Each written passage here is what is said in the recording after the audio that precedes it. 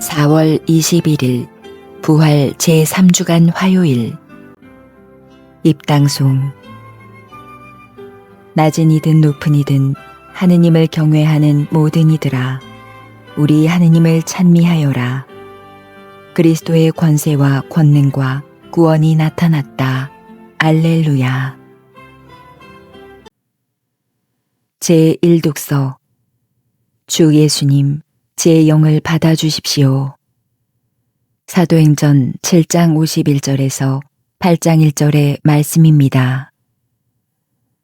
그 무렵 스테파노가 백성과 원로들과 율법 학자들에게 말하였다. 목이 뻣뻣하고 마음과 귀에 할례를 받지 못한 사람들이여, 여러분은 줄곧 성령을 거역하고 있습니다. 여러분도 여러분의 조상들과 똑같습니다. 예언자들 가운데 여러분의 조상들이 박해하지 않은 사람이 어디 있습니까? 그들은 의로우신 분께서 오시리라고 예고한 이들을 죽였습니다. 그런데 이제 여러분은 그 의로우신 분을 배신하고 죽였습니다. 여러분은 천사들의 지시에 따라 율법을 받고도 그것을 지키지 않았습니다. 그들은 이 말을 듣고 마음에 화가 치밀어 스테파노에게 이를 갈았다. 그러나 스테파노는 성령이 충만하였다. 그가 하늘을 유심히 바라보니 하느님의 영광과 하느님 오른쪽에 서 계신 예수님이 보였다. 그래서 그는 보십시오, 하늘이 열려 있고 사람의 아들이 하느님 오른쪽에 서 계신 것이 보입니다. 하고 말하였다. 그들은 큰 소리를 지르며 귀를 막았다. 그리고 일제히 스테파노에게 달려들어 그를 성 밖으로 몰아내고서는 그에게 돌을 던졌다. 그 증인들은 겉옷을 벗어 사울이라는 젊은이의 발 앞에 두었다. 사람들이 돌을 던질 때 스테파노는 주 예수님, 제 영을 받아 주십시오 하고 기도하였다. 그리고 무릎을 꿇고 큰 소리로 주님, 이 죄를 저 사람들에게 돌리지 마십시오 하고 외쳤다. 스테파노는 이 말을 하고 잠들었다. 사울은 스테파노를 죽이는 일에 찬동하고 있었다. 주님의 말씀입니다. 하느님 감사합니다. 화답송. 주님, 제 목숨 당신 손에 맡기나이다. 이 몸 보호할 반석 되시고 저를 구원할 성체 되소서. 당신은 저의 바위, 저의 성체이시니 당신 이름 위하여 저를 이끌어 주소서. 주님, 제 목숨 당신 손에 맡기나이다. 제 목숨 당신 손에 맡기오니 주님, 진실하신 하느님, 저를 구원하소서. 오로지 주님만 믿나이다.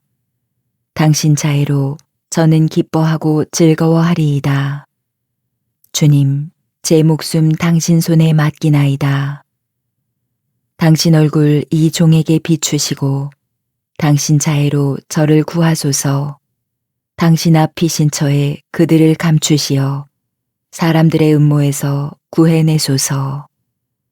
주님, 제 목숨 당신 손에 맡기나이다. 복음 환호송. 알렐루야. 주님이 말씀하신다. 나는 생명의 빵이다. 나에게 오는 사람은 결코 배고프지 않으리라. 알렐루야. 복음. 하늘에서 너희에게 참된 빵을 내려주시는 분은 모세가 아니라 내 아버지시다.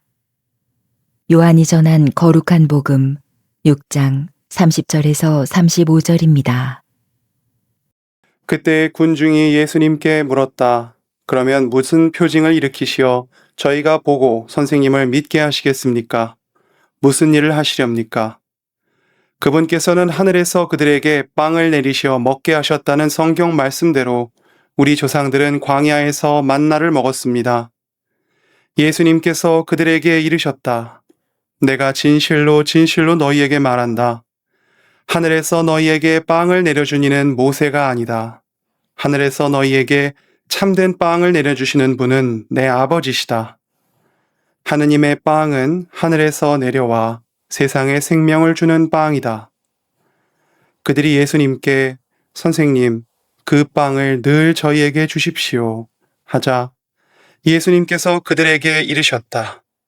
내가 생명의 빵이다.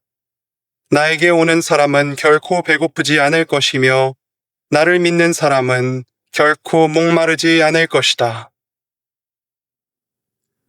주님의 말씀입니다. 그리스도님 찬미합니다. 네, 찬미 예수님. 찬미 예수님. 예, 저희는 지금 부활 시기를 보내고 있습니다. 오늘 복음에서 이렇게 보면은 예수님께서 사실은 그 제자들한테 이제 줄 것이 굉장히 명확한 것 같아요. 그런데 이제 예수님을 따라서 사실 이제 5천 명을 먹이신 기적을 베푸신 다음에 예수님이 딴 데 가니까 이 사람들이 따라서 예수님을 이제 온 거잖아요. 그래서 뭔가를 이렇게 자꾸만 달라고 하는데 자꾸만 예수님은 이미 나는 너한테 주고 있다라는 것을 이야기를 하고 있으니 이분들이 이게 듣고 있는 분들도 답답하고 예수님도 답답하고 저도 이제 기도 안에서 머물면서 저도 참 되게 답답하다는 느낌을 많이 받게 되더라고요. 그러면서 제가 어렸을 때에 겪었던 일들이 떠올랐습니다. 저 어렸을 때 부모님은 사실은 맞벌이를 하셨어요. 그래서 두 분이 굉장히 바쁘셨어요. 그래서 이제 바쁘니까 저는 사실은 뭐 학교 돌아오면 좀 외롭고 제가 부모님과 이제 이야기하고 싶을 때는 사실은 일터에서 돌아와서 많이 지쳐있고 그런 상태였겠죠. 그래서 저는 사실은 항상 부모님한테 충분히 사랑받지 못했다는 어떤 결핍감 때문에 좀 어렸을 때 많이 힘들어했어요. 그래서 제가 나중에는 사실은 그 제가 수도회에 이제 들어온다라고 하니까 이제 아버님이 너가 어떻게 이렇게 내가 이렇게 나한테 이럴 수가 있느냐.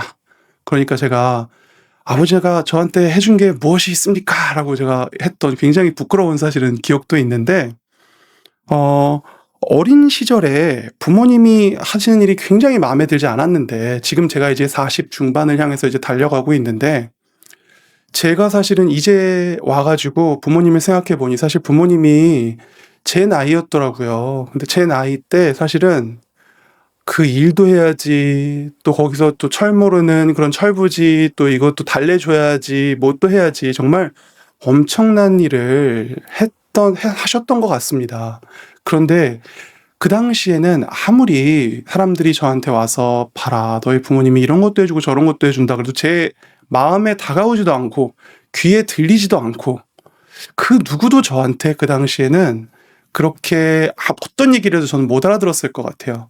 그런데 이렇게 삶을 살아가고 제가 한번 경험하고 그러면서 점점 그 부모님의 마음이 저한테 더 가까이 다가오게 되는 것 같습니다. 특히 내가 한계를 느끼면서 제가 한계를 느끼면서 많은 것들을 못하고 이 세상에서 많은 것들을 나도 할 수 없는 사람이로구나 이런 것을 깨달을수록 어떤 것이 저한테 마음에 많이 다가왔냐면 곁에 있으면서 아무것도 해주지 못하는데 많은 사람들은 사실은 신경 안 쓰죠.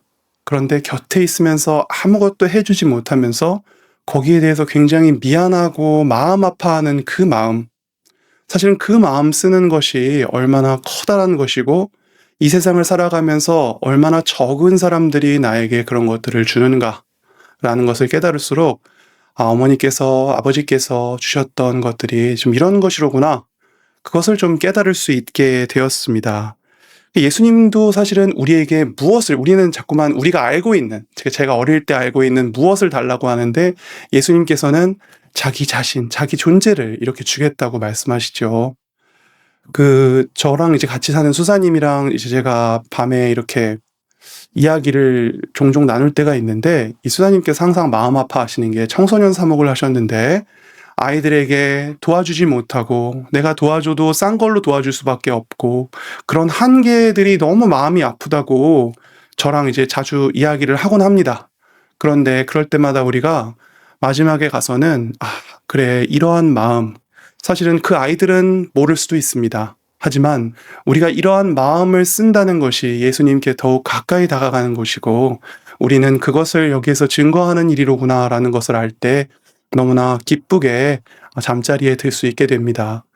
여러분들도 뭐 각자 있는 자리에서 몸이 아프실 수도 있고 사실 많은 것을 주지 못하고 자신의 한계 때문에 힘이 드실 수도 있지만 그것을 오늘 부활하신 예수님께서 점점 더 자신의 마음을 닮으라는 깊은 초대로 발견할 수 있고 그것을 알고 진정 자유롭고 기뻐할 수 있는 은총 오늘 함께 청하고 싶습니다. 아멘.